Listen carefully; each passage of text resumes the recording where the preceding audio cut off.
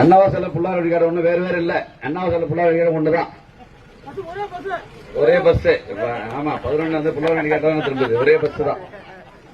உள்ளபடியே பெருமையா இருக்கு, மகிழ்ச்சியா இருக்கு. இன்னைக்கு கடந்த 4 நாட்களாக நம்முடைய மன்னார்குடி சட்டமன்ற தொகுதியில கிட்டத்தட்ட 35% நான் சங்கர் எல்லாம் வாக்காளர்களை சந்திச்சு வாக்கு கேட்டு வந்திருக்கிறோம். எனக்கு வந்து புள்ளார் கேட்ல அரசியல்லாம் தெரியாது, எல்லாம் ஒண்ணுதான் எனக்கு.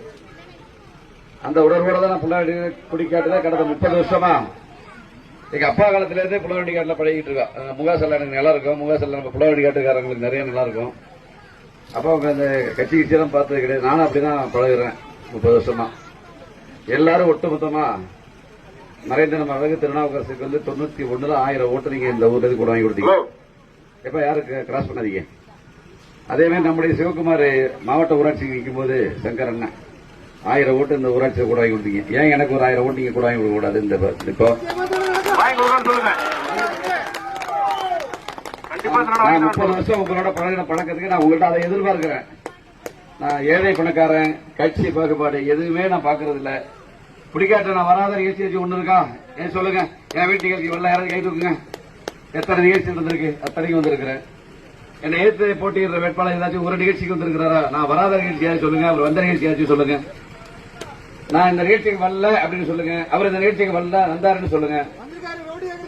நாளைக்கு வாபஸ் வாங்கலாம், வாபஸ் வாங்கிட்டு போயிடுறோம். நானும் சங்கரம். நான் எந்த உணர்வோட எந்த உரிமையோட உங்கள்கிட்ட ஓட்டு கேட்கிறனோ அதே உணர்வோட அதே உரிமையோட நீங்க கட்சி பாகுபாடு பார்க்காம அத்தனை பேரும் எனக்கு புள்ளாவளி கேட்டா ஓட்டு போடணும். அப்படி செஞ்சா மட்டும் தான் ஜெயிக்க முடியும். மன்னார்குடி வந்து தமிழ்நாட்டில் இருக்கிற 234 தொகுதி மன்னார்குடி சட்டமன்ற தொகுதி மிக கடுமையான தொகுதி. மிக கடுமையான போட்டிகளை சூழ்நிலைகளை உருவாக்கிக் கொள்ளுகிற தொகுதி. ஒன்னு நான் சொல்லட்டுமா?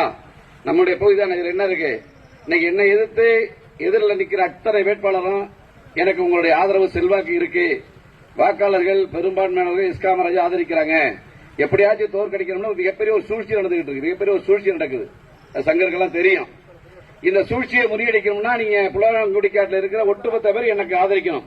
அப்பதான் அந்த சூழ்ச்சியை முறியடிக்க முடியாது, ப்ரூஃப் பண்ணணும் அப்படின்னா. அதனால நம்ம தாய்மார்கள், நம்முடைய வாக்காளர்கள், இளைஞர்கள், பெரியவர்கள் அத்தனை பேரை நான் கையெடுத்து கும்பிட்டு கேட்டுக்கொள்வது, என் அரசியல் ரீதியா என்ன பார்க்காதீங்க தயவுசெய்து. நானும் புலவராயன் குடிக்காடுகாரன் தான். அந்த உணர்வோட பாருங்க.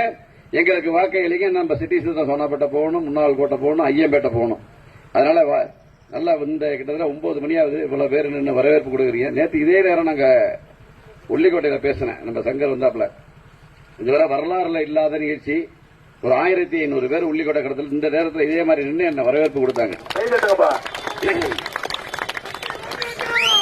உங்க ஊர்ல பிறந்த இஸ்காமராஜ், பக்கத்து ஊர்ல பிறந்த இஸ்காமராஜ் இன்னைக்கு 307 பூத்து 1 நம்பர் பூத்து நம்ம ராஜேந்திரன் இந்த போராட்ட ஒன்றிய கழக செயலாளர் கோயில் எண்ணெய் அக்ரஹாரத்தில் ஆரம்பிக்குது 1 நம்பர் பூத்து.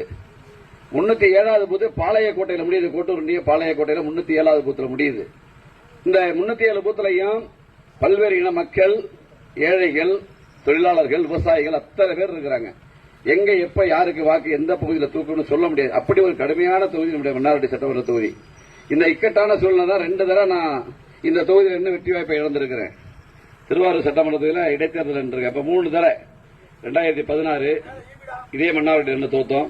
2019 திருவாரூர்ல இடைத்தேர்தல் என்ன தோத்தேன். 2021 நின்று தோத்திருக்கிறேன். நம்ம பக்கத்து ஊருக்காரன் ஒரு 5 வருஷத்துல 3 தேர்தலை சந்திச்சா இன்னைக்கு வேட்பாளருக்கு என்ன செலவாகும், எவ்வளவு சிரமப்படணும், எவ்வளவு மக்கள் காலில் நாங்க விழுவணும் அப்படிங்கிறத நீங்க உணரணும். இப்ப எனக்கு ஒரு வாய்ப்பு கிடைச்சிருக்கு. 2026 சட்டமன்ற தேர்தலில் தமிழ்நாட்டினுடைய முதலமைச்சரா மாண்புமிகு எடப்பாடியார் வர இருக்கிறார். கரெக்டுங்களா? அண்ணா திராவிட முன்னேற்ற கழகம் ஆட்சி அமைக்கும் போது உங்கள் ஆதரவோடு நான் சட்டமன்றத்திற்கு சென்றால் நம்முடைய பகுதிக்கு எவ்வளவு பெரிய மரியாதை, எவ்வளவு பெரிய கௌரவம் கிடைக்குங்கிறத நீங்க தான் எண்ணி பார்க்கணும். எனக்கு ஒரு வாய்ப்பை கொடுக்கணும். புள்ளாராயங்குடிக்காட்ட நான் என் ஊரா தான் நினைக்கிறேன். இந்த நம்ம தம்பி எல்லாம் படிச்சவங்க எல்லாம் அவ்வளவு பேர் இருக்கிறீங்க. நிறைய படித்தவர்கள் நம்முடைய ஊர்ல தான் இருக்கிறீங்க. டாக்டரா இருக்கட்டும், அகிரியா இருக்கட்டும், எல்லாமே நம்ம ஊர்ல நிரம்ப இருக்கு. ரொம்ப படிச்சவங்க எனக்கு தெரியுது. அப்ப உயிர புள்ளாராயங்குடிக்காடு கிட்டத்தட்ட 35-40 வருஷத்துக்கு முன்னாடியே அனைத்து துறைகளிலும் சிறந்த வல்லுநர்கள் நம்ம புள்ளாராயங்குடிக்காட்டில் இருந்திருக்கிறாங்க. உங்களை நான் வேண்டி கேட்டுக்கொள்வது, 2 முறை வெற்றி வாய்ப்பை இழந்த எனக்கு 3வது முறையாக நீங்கள் வெற்றி வாய்ப்பை தர வேண்டும் என்கிற வேண்டுகோளை வைத்த எல்லாரும் குக்கர் சின்னத்தில் ஓட்டு போடுங்க. அண்ணா திராவிட முன்னேற்ற கழகமும் அம்மா மக்கள் முன்னேற்ற கழகம் ஒண்ணுதான். குக்கர் சின்னமும் ரெட்டலையும் ஒண்ணுதான். சரிங்களா? இந்த தேர்தலில் ரெட்டலை இருக்காது. இந்த போட்டியில குக்கர் மாத்திரம் தான் இருக்கும். அதனால நான் ஒரு பொதுவான வேட்பாளர். சரியா? இப்ப ரெட்டல் இருந்துச்சுன்னா நீ அதிமுக வேட்பாளர் சொல்லலாம், சூரியன் நின்னா சூரியன் வேட்பாளர் சொல்லலாம்.